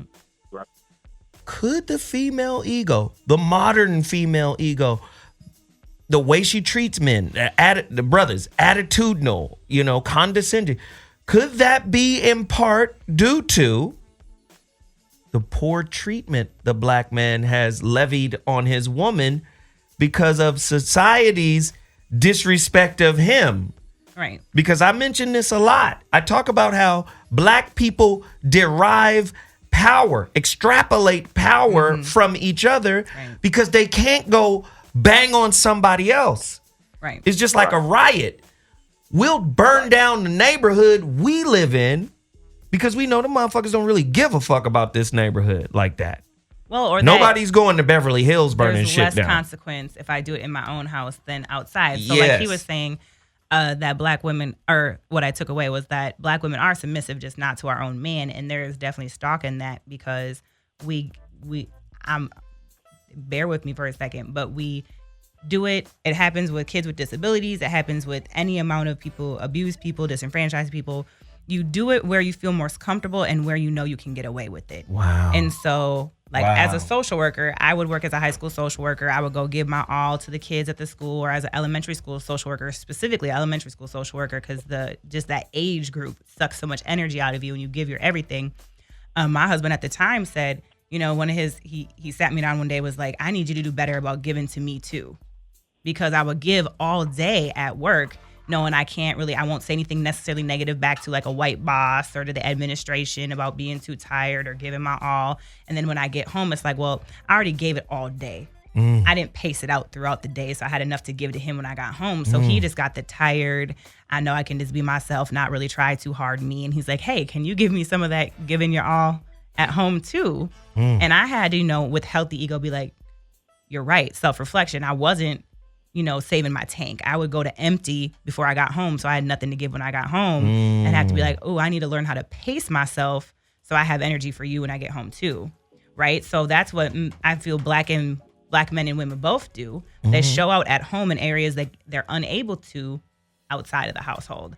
So yeah, I do have to yes ma'am and yes sir to my white boss all day. I do have to submit to my white boss all day for black men and women, and so I'm not by any means, this is how, especially female ego, the she-go goes, I'm not going to do that in my own house, especially if I pay these bills myself. I'll be darned if I listen to you tell me this or that about me when I don't even want to listen to this or that at home, at the job. So that's what happens a lot in the black community.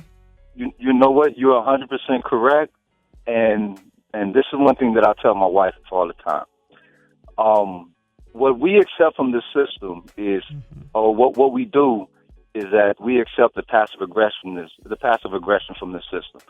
If you can get an understanding of what a laser does, imagine it's not really like, I mean, let's see, I read comic books, so take it to the aspect of dealing with Cyclops. Right. If Cyclops from the X-Men did not have that visor, how wide would his laser stream be? It would span a football field. You know what I mean? And the power of it would obliterate four football fields. In the aspect of how we take on the energy that we feel just from existing in this system, we have to take that power and consolidate it to the point of a pinpoint, so that it act as if it doesn't affect us on that level. When in reality, we're trying to minimize something that has the power to obliterate four football fields, you know what I'm saying? And just as wide. So the thing is it's in the environment. For us to for our women not to have the ego that they have, you're 100% correct, Joe, is from them not being protected in the system, from them having to adjust, from us not being able to protect them. And while this system, like people say America is racist, the United States is racist, it's not racist. It's anti-black. There's a difference from it, from racism, anti-black. Racism, that includes everybody in it. But again, like I said, look at how non-white and non-black people interact with black people they got beef with.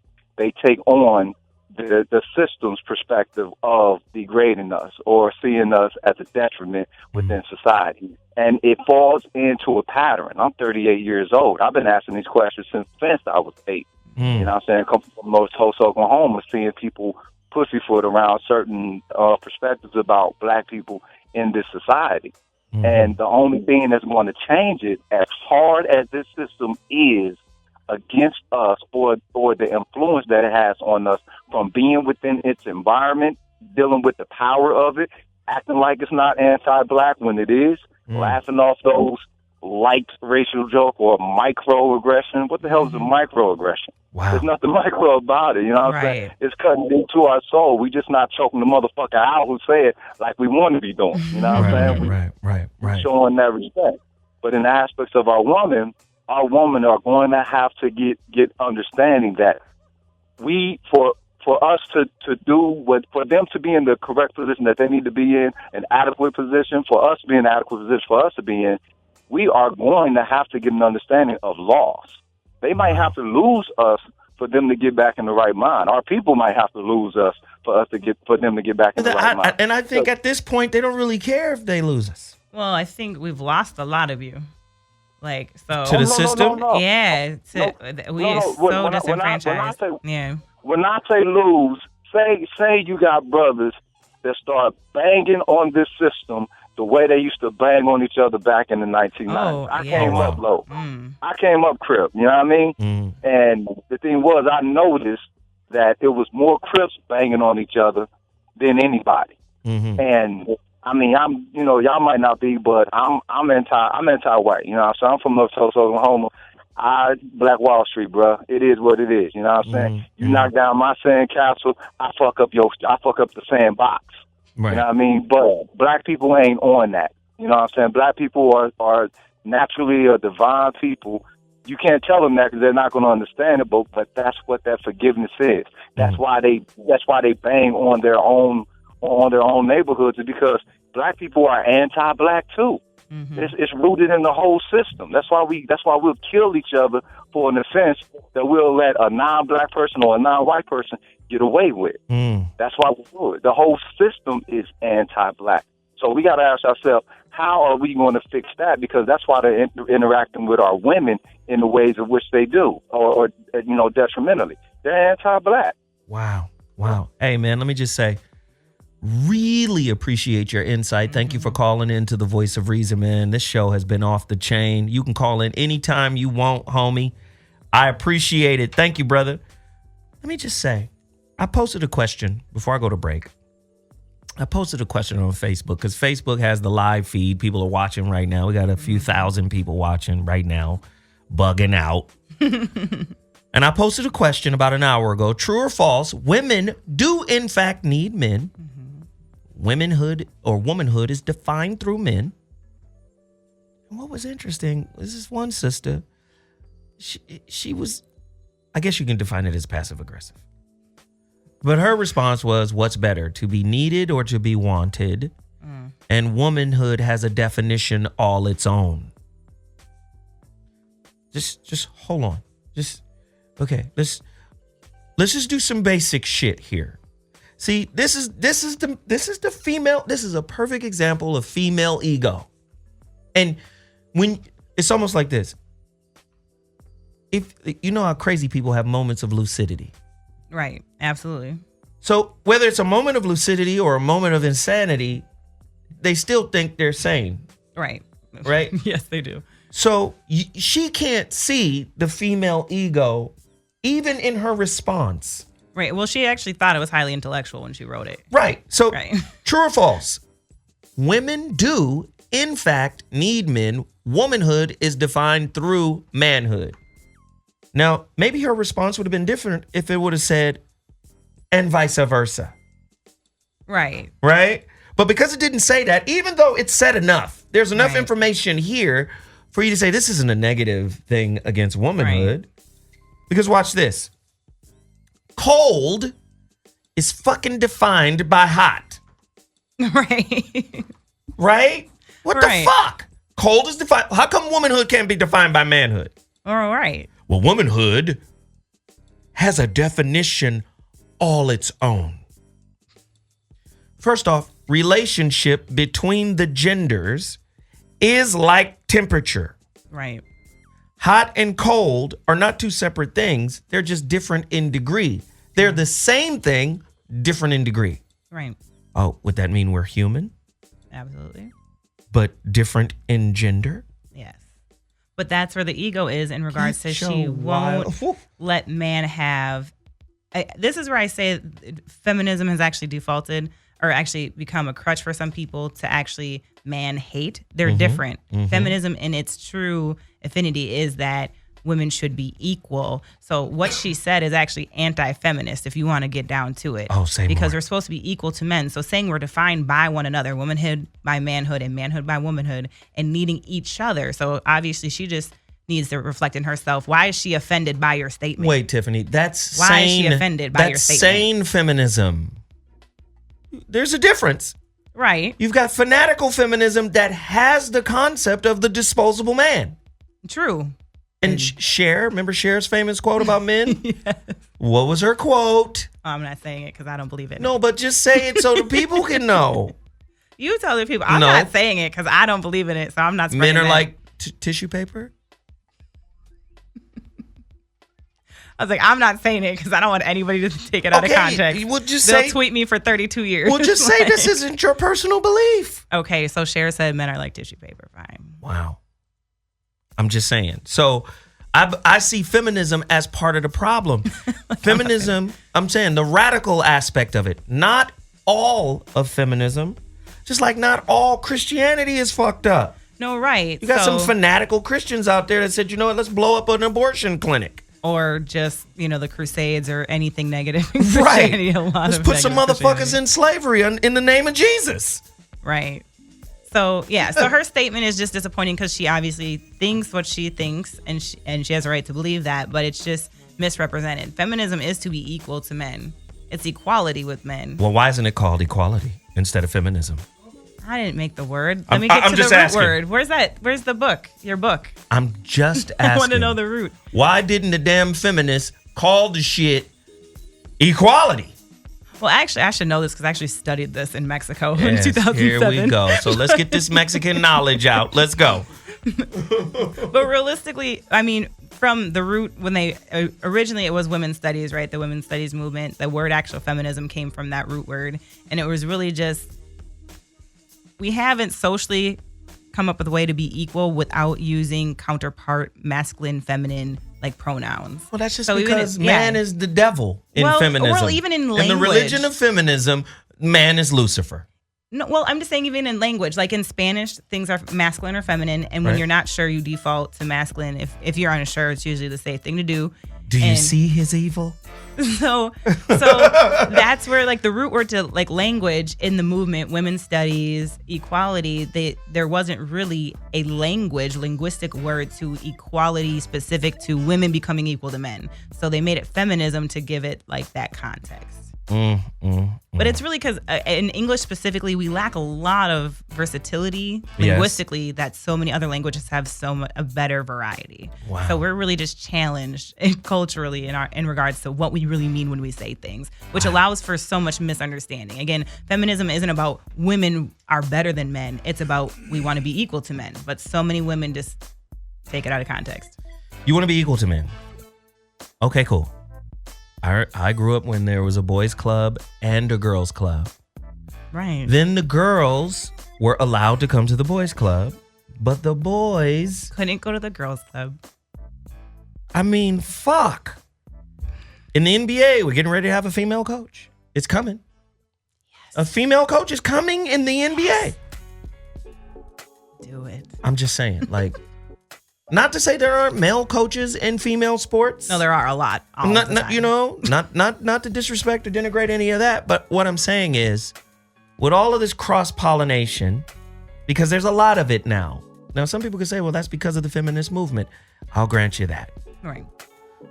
But to say, okay, we've made strides without saying there are some defected products over here. There's some dented cans of soup that came from this mentality. Yes. And not address it really is counterproductive for the progression of feminism. No, super counterproductive. Like you said, when women say they don't need men, it actually is devaluing man, which is the opposite of what feminism is about. Wow. Feminism is about being equal. And so for equal, what are we doing here? We're counterparts. So it should make having a relationship with a man easier. If you're a feminist and you're single and you say, I don't need a man, I would be like, you lie. I think women hide behind feminism so they can bang on women with men. Yeah, absolutely. I agree. I think not all, some but all. Let me preface this. Right. Some, but not all feminists. I think it's like a lesbian LGBT kind of extension. And then they bang on girls who got men and then hit on those women. Right. Tell me I'm lying. You're not lying. It's a true assessment. It's a true assessment. Absolutely. And it's a little upsetting, again, because it's like many things in our society. They've taken the core essence of what something is and totally just manipulated it into a way for them to, separate, segregate, and discriminate. Right.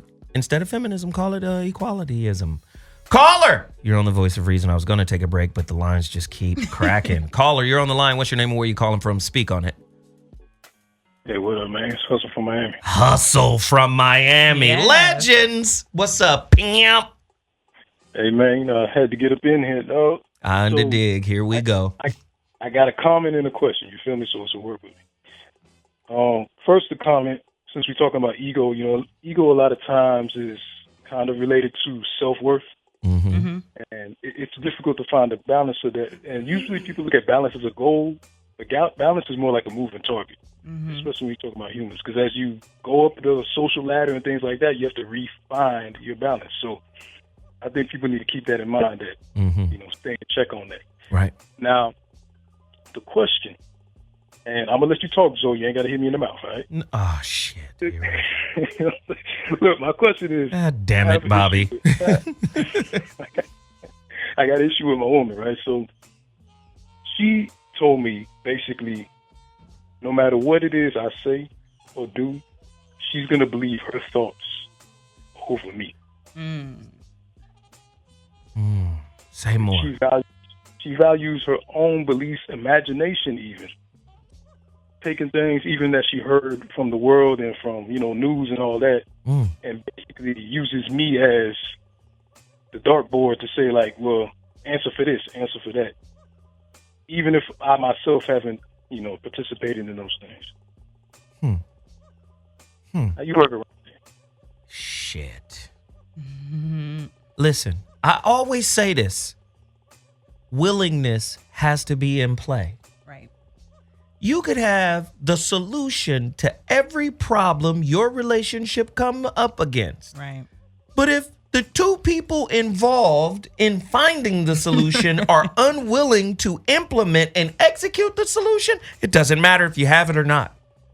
It's like having a bag of tools to fix some shit.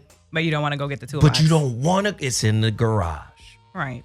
Can you imagine a month of that shit? It's in the garage. Or a year for it. And then you build up this resistance. Right. And there's an argument every time you talk about the toolbox. Right. You gonna get the tool. Well, God damn it, I said I was gonna get the toolbox. Do you see what I'm saying? So when you have those kind of people, man, it's unfortunate. Sometimes you just gotta fall back. It depends on, watch this. It depends on how economically tied you are to the person. Because this is about wins and losses. Yes. Shit, let me evaluate this war. Right. Is this a war I want to win? Is this a battle I can lose? What are we doing? Right. Like, you understand? That's where you have to go back and do all of that. Right. It's a difficult, man. That's a shit. Willingness. I always say, fuck being right. Yes. Relationships, listen, you could be right 100% of the time and not be in alignment with your partner. Right. Alignment trumps right. Oh, I like that. Alignment trumps right. It I like trumps that a lot. right all the time.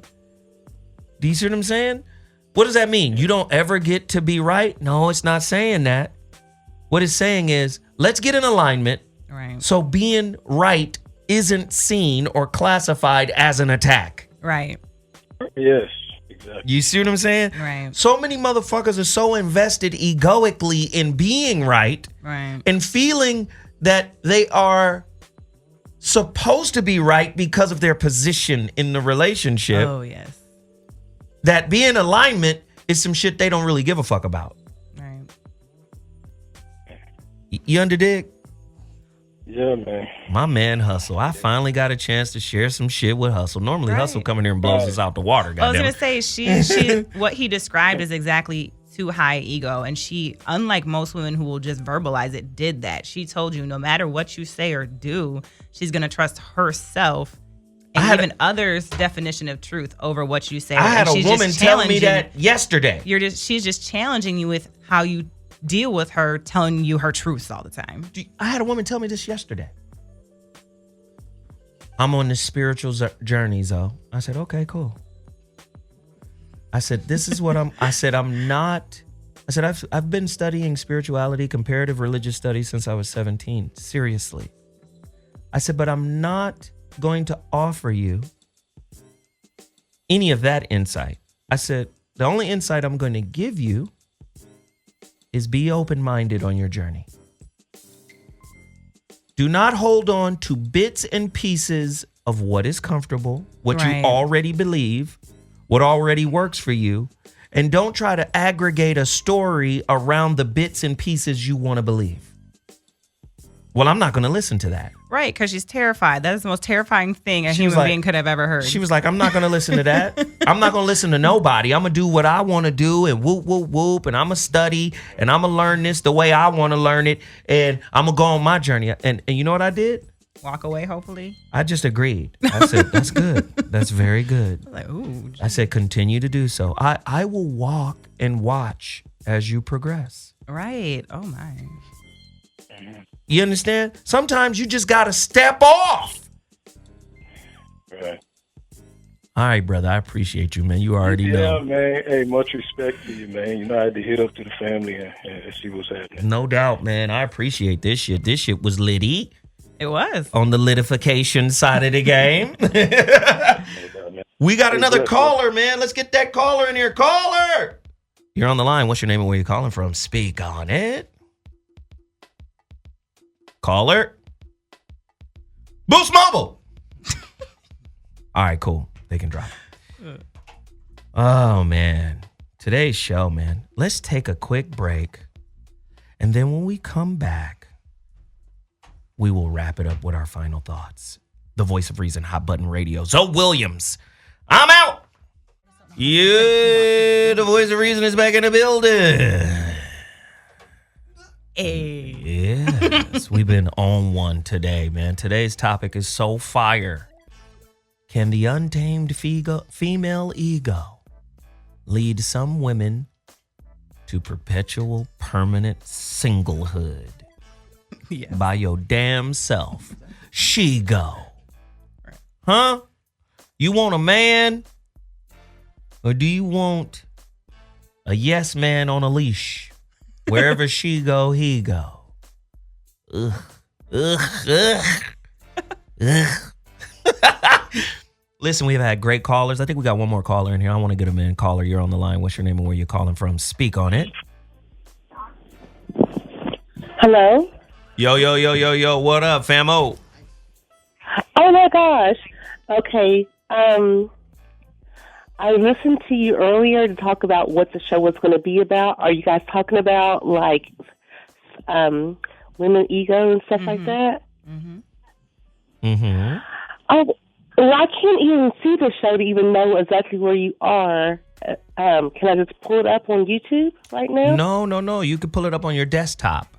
Or you can download the Dash Radio app. But unfortunately, there's only 5 minutes left in the show.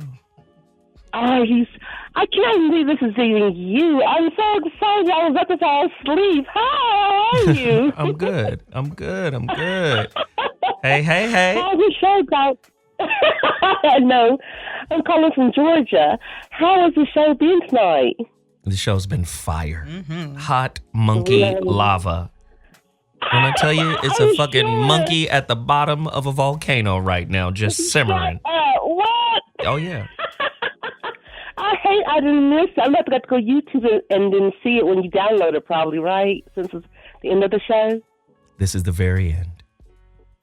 Oh, well, Dag. I have to call back with the next topic, though. But I'm so excited to talk to you. My first time calling in, first time talking to you. And I want you to know that I think that you are dope, Zoe. I mean, just hella fly. I love you. For real. Thank you. I appreciate the compliment. It means the world to me. You can call in anytime. I most certainly will. Thank you for having me. I'll talk to you again next time, okay? All right, then. Thank you very much for the call. See ya. You're welcome, dear. Bye-bye. Bye. Tiffany, your final thoughts on today's topic. Final thoughts. Yes. Give some women some tips on how to rein in that fucking she-go. Well, okay, so the checklist. If you're in a situation, especially if you consider yourself an alpha woman or a woman who says, I can do it all by myself, I'm a proud independent woman, or I'm not your mama, any of those varieties of statements. I'd rather be my mama than your mama. Right. Finish. if you're one of those women, you know that you're probably in the too high of ego. And yes, that's a thing. Too high of ego. Again, that's having too much reliance on your own qualities, abilities, and truths.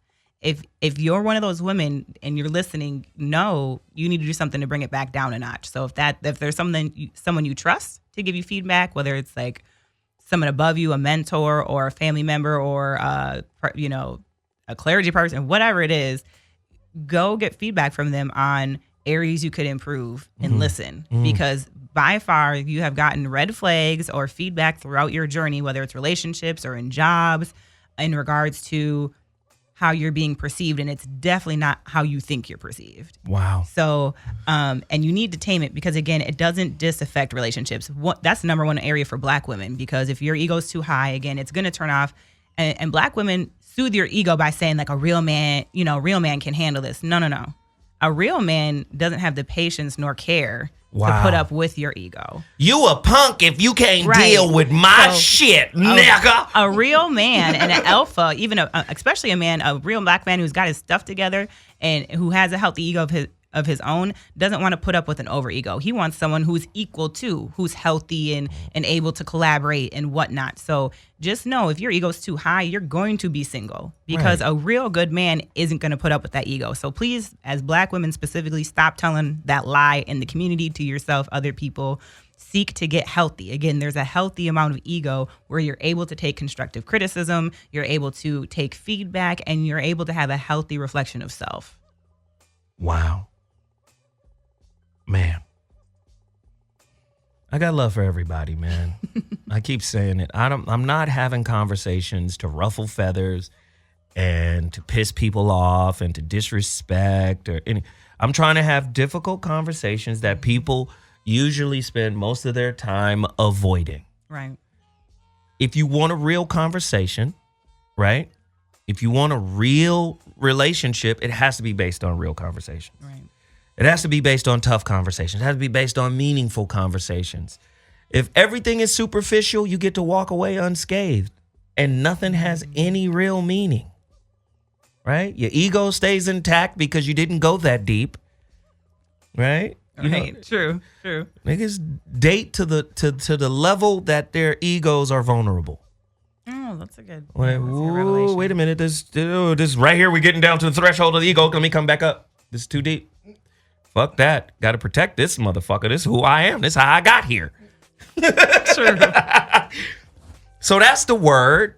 That is the word. Listen, go to my GoFundMe page. It's muy important that you guys continue to support what I'm trying to do. I'm trying to do some big shit. I'm trying to do some meaningful shit, some real shit.